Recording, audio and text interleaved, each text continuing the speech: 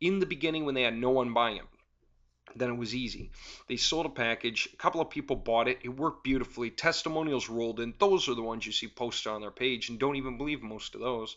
But when they appear, all right, and probably it's from the first few users. And yes, that's when the software worked beautifully, beautifully well.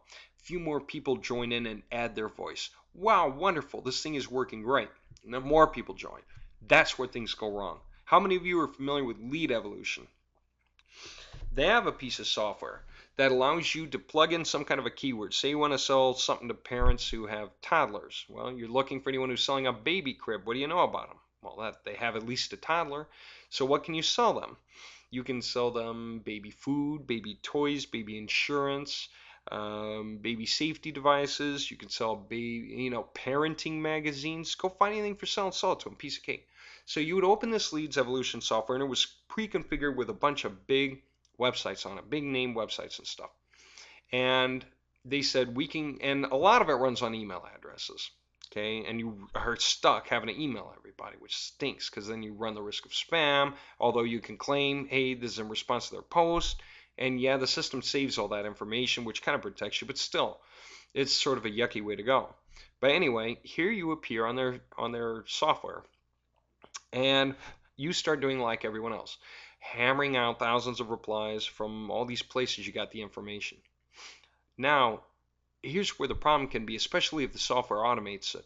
Let me just tell you this, and it's theoretical. I don't actually have Leads Evolution, but I have heard, enough of both sides of the coin. It ran well, now it's kind of a pain. Sites that were connected no longer are connected, and so forth.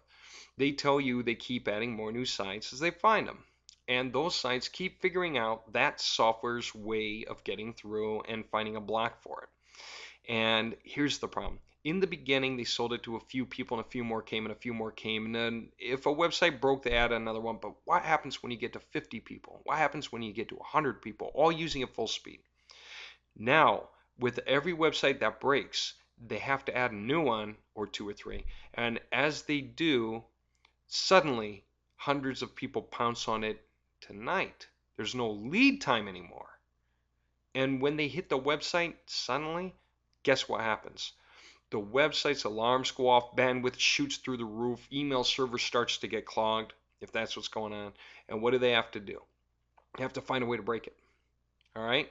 And then the guys are panicked and selling it for more. Or, I'm sorry, trying to absolutely get more sources into it. And they keep breaking faster and faster. So with everyone that keeps joining, the software becomes less efficient. It's the way of the world. It's the way of dynamics changing. It's the thing to keep in mind. If this guy sells a tool and I can afford it and I can use it, how long has it been around? Now you know why. It's important how long it's been around as part of it. It's not just a guess or a stab in the dark whether it's going down so much. It's the recognition that every new buyer pushes it closer to falling apart. And then how fast and hard is it being sold? Maybe it's new, but it's going to be outmoded here in a week, or broken, or whatever. Case of the matter though is, why do you think Leads Evolution came out the door selling it for $4,000?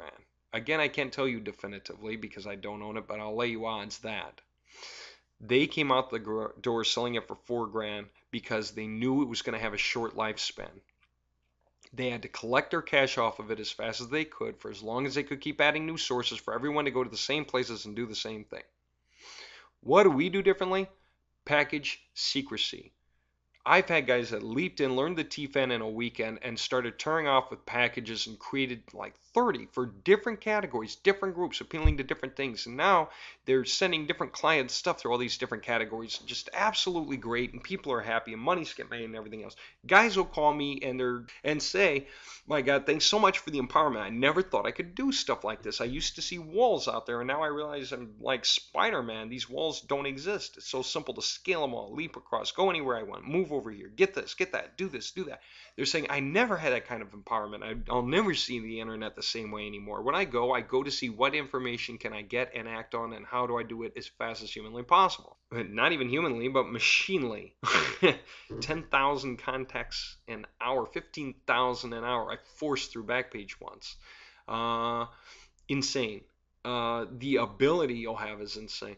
And if I were to say to the guy who's on the phone who said he had these packages going, he's making a lot of money, things are happening. If I were to say to him, great, What websites did you find to build packages on that are working for you? You know what I would hear on the other end of the phone? Click. Boo. No one's going to tell me. No one's going to tell anyone unless they're trying to sell it to everyone, which is after they got it running for themselves for as long as they wanted to. Package secrecy. The the point is this. You're going to find going on the internet, things work when you do not buy pre-configured tools from other people that's being sold to everyone. Either the owner can sell it to one guy exclusively for 20 or 30 grand, and that's it. That guy has 100% of the control of it. He can throttle it back and fly under the radar just like you can do with the T-Fan.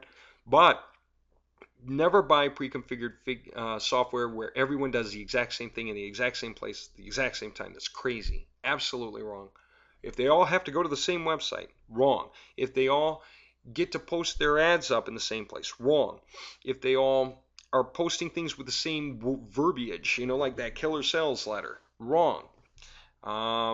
Whatever it is, what you need is to know how to do it yourself, and then you choose a website that no one else is doing it on, and don't tell anyone where you went and what you built. Then go build another, then go build another, go build another. There's tens of thousands of these websites. Most of them don't have security on them because it's costly, and nobody wants to take the time and effort to put into security. Security has zero value to a company at all from a cost basis until or unless they have to have it. And then what do? They go with the cheapest way to secure first. We saw that exactly with Backpage.